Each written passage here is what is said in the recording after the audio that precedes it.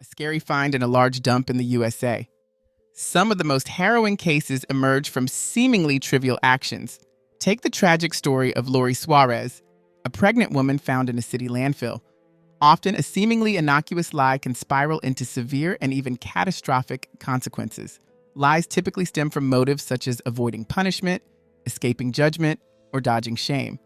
Others lie to gain an advantage, earn admiration, or out of fear of losing respect. Yet, not all distortions of the truth are malicious. At times, bending the truth is necessary to protect oneself or others, maintaining confidentiality, or even in acts of politeness to prevent offending someone. However, in the case we explore today, a minor deception eventually led to a grave tragedy. The baffling disappearance of a pregnant woman named Lori Suarez in 2004 sent shockwaves through Salt Lake City. Her husband reported her missing, and the ensuing police-led search garnered national attention. But the resolution of this case was nothing short of horrifying. Lori's husband, Mark Hacking, believed he could sustain a happy marriage built on falsehoods. Childhood trauma and a crippling fear of failing to meet others' expectations were the seeds of his deceit. This case captivated media outlets, becoming the topic of numerous television talk shows and inspiring several feature films. What is known about the victim, Lori Suarez? Born Lori K. Suarez on December 31st, 1976 in Fullerton, California, she spent her early years in an orphanage immediately following her birth. Details about her biological parents remain unknown. At the tender age of 2, Lori was adopted by Thelma and Geraldo Suarez, a devout couple. Geraldo, originally from São Paulo, Brazil, worked as a Portuguese and English teacher at Sunny Hills High School. He and Thelma met in Rio de Janeiro during the early 70s while serving as missionaries for the Church of Jesus Christ of Latter-day Saints. They married soon after and settled in Fullerton towards the late 70s, opting to adopt Lori after being unable to have biological children of their own. The story of Lori Suarez is a poignant reminder of the profound impact that lies can have, tracing a line from minor deception to monumental tragedy. It underscores the complexity of human relationships and the sometimes hidden forces that shape our lives. Following their adoption of Lori, Thelma and Geraldo Suarez expanded their family by adopting a boy named Paul in the late 1980s. However, the couple eventually divorced in 1987, leaving Thelma to raise Lori and Paul on her own. They relocated to Orem, Utah, where both children completed high school and later enrolled in local universities.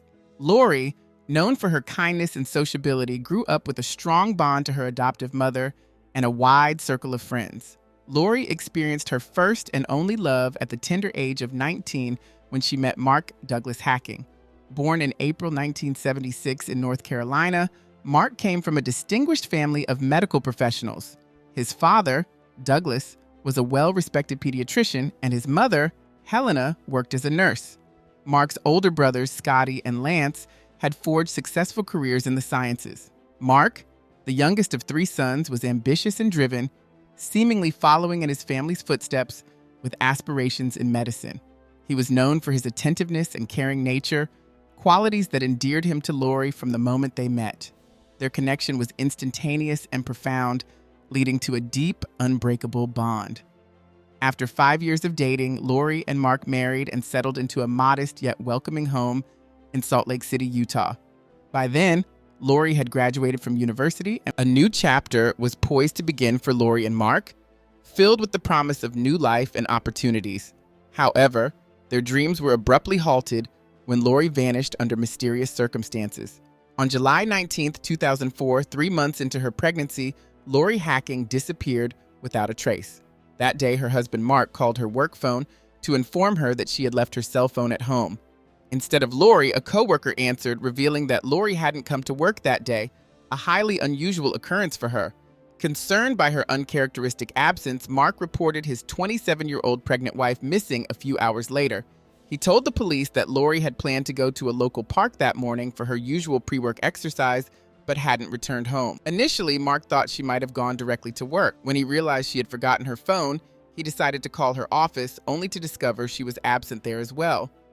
The police took note of Mark's account, but explained that the search protocol required a 24-hour waiting period before they could officially initiate a search for an adult. Undeterred, Mark decided to start looking for Lori himself, driven by worry that she might be ill and in need of assistance. He visited the park she was supposed to have gone to, found her car parked nearby, but there was no sign of Lori in the park or the surrounding area.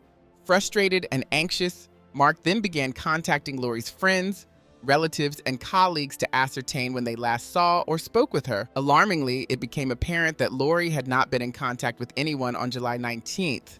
This disturbing revelation intensified the concerns over her disappearance, mobilizing everyone who knew Lori to join the search. Before the police could formally get involved, a vast number of Lori's relatives, friends, acquaintances, and even concerned strangers had already initiated a large-scale search. They meticulously combed through the neighborhood, questioning locals, shopkeepers, and pedestrians if they had seen Lori, and distributed flyers featuring her photograph. This spontaneous and widespread community effort highlighted the urgency and seriousness of the situation as the mystery of Lori's disappearance deepened with each passing hour, spurring more questions than answers. On July 20th, the day after Lori was officially reported missing, the news of her disappearance spread rapidly and was soon picked up by the press. In response, Lori's relatives organized a press conference using television broadcasts to appeal for help from the residents of Salt Lake City. Mark Hacking appeared deeply distraught at the conference, tearfully pleading for any information regarding his missing pregnant wife. His display of grief seemed profound as he urged the public to come forward with any clue. By the evening, the community response was overwhelming, with about 1,000 people joining the effort to locate Lori. During their investigation, the police examined Lori's car, which had been found parked near the park. Inside, there were no signs of a struggle or the involvement of another person. However, a peculiar detail about the driver's seat puzzled the officers. Despite Lori's petite stature of less than 5 feet 3 inches, the seat was adjusted far back, suitable for someone much taller, making it impossible for Lori to have driven the car in that position. The oddities continued to accumulate when, during a search of the Hacking residence, police found the keys to Lori's car. Mark had claimed that Lori drove herself to the park and never returned, yet how could the keys end up back in their home? Mark explained that he found the keys in the ignition when he located the car and had absent-mindedly taken them home.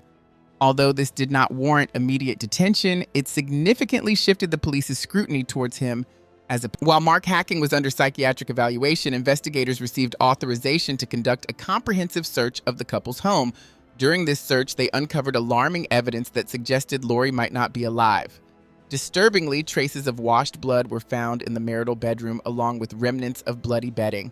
Compounding these grim discoveries was a brand new spring mattress on the bed, with the receipt tucked in the nightstand and its packaging crumpled in the trash can. The purchase date on the receipt indicated that it was bought on the morning of July 19th, the same time Mark claimed he was out searching for Lori in the park. Additionally, law enforcement found a large kitchen knife under the closet with what appeared to be dried blood on it. This chilling find was accompanied by another in the living room, an envelope addressed to Mark containing a letter from Lori.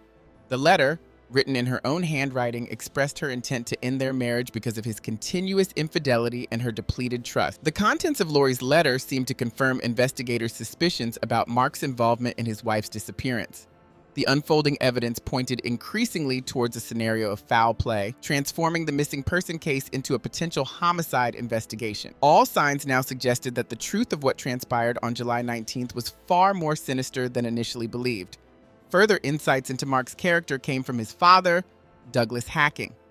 Douglas revealed that his son had not graduated from the University of Utah, nor had he ever become a certified psychologist. In fact, Mark had been expelled from the university 2 years earlier, shortly after marrying Lori. Despite this setback, he had continued to feign attendance, complete assignments, and even prepare for a thesis defense.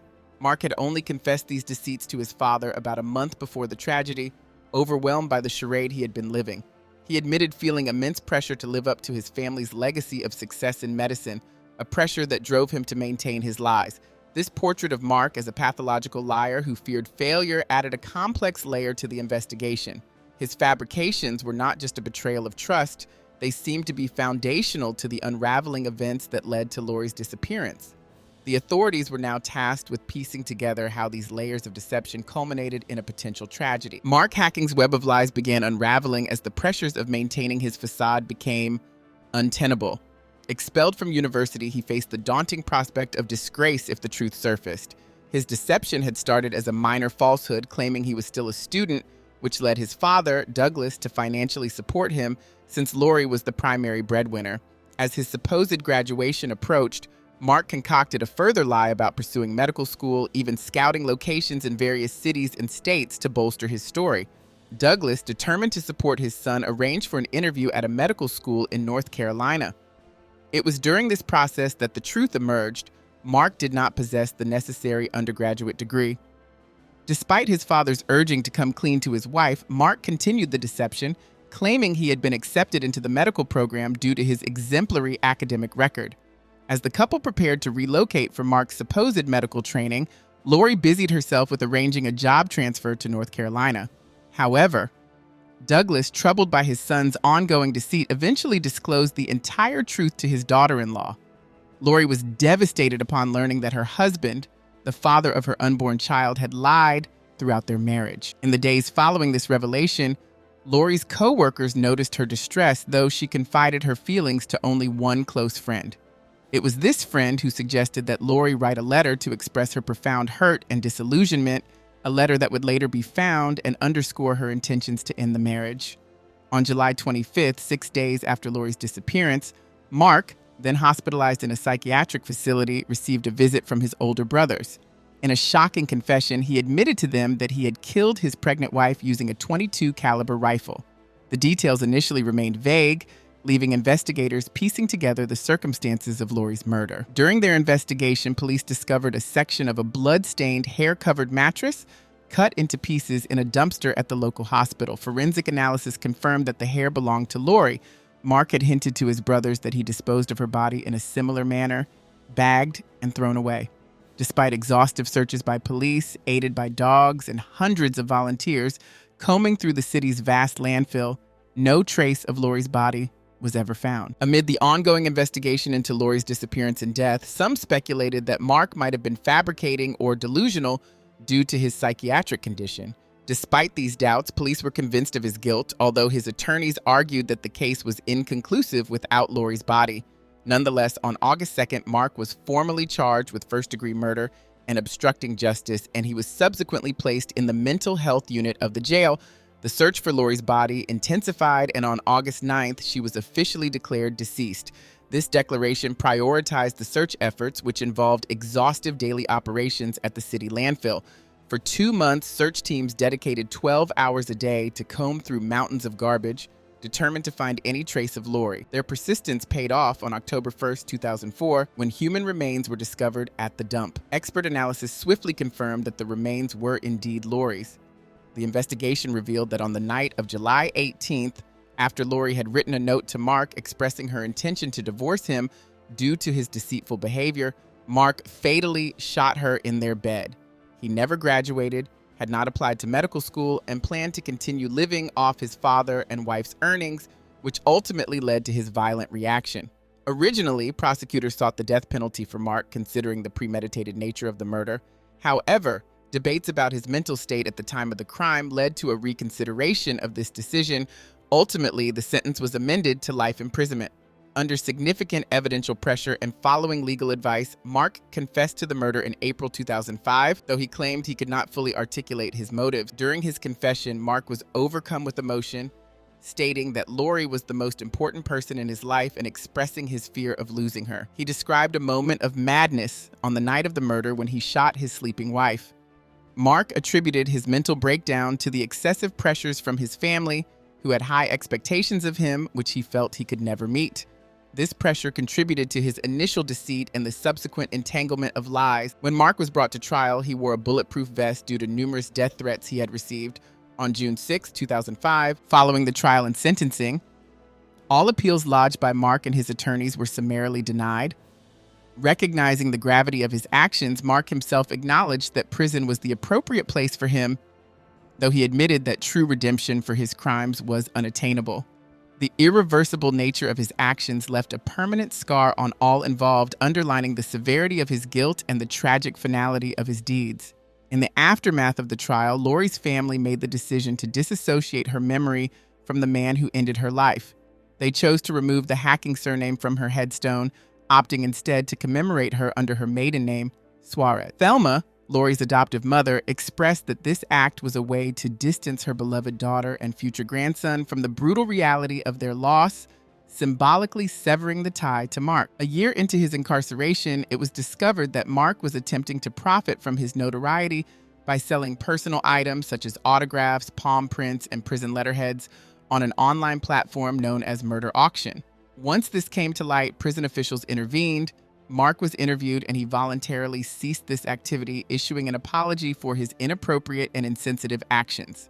Throughout his time in the Utah State Correctional Institution, Mark maintained correspondence with his former mother-in-law, Thelma Soares. Thelma, guided by her religious convictions, communicated to Mark that she had forgiven him.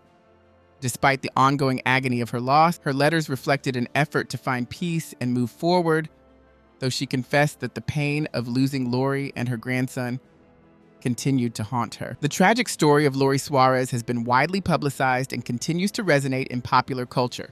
It served as the inspiration for an episode of the TV series Escape and was prominently featured in various television talk shows and documentary detective projects. Furthermore, it was the subject of the first episode of the crime series Lies Worth Dying For. In 2014, the story was also covered in an episode of My Dirty Little Secret, and the popular true crime podcast Sword and Scale detailed the events in episode 29, ensuring that the harrowing tale of deceit and tragedy reached a broad audience.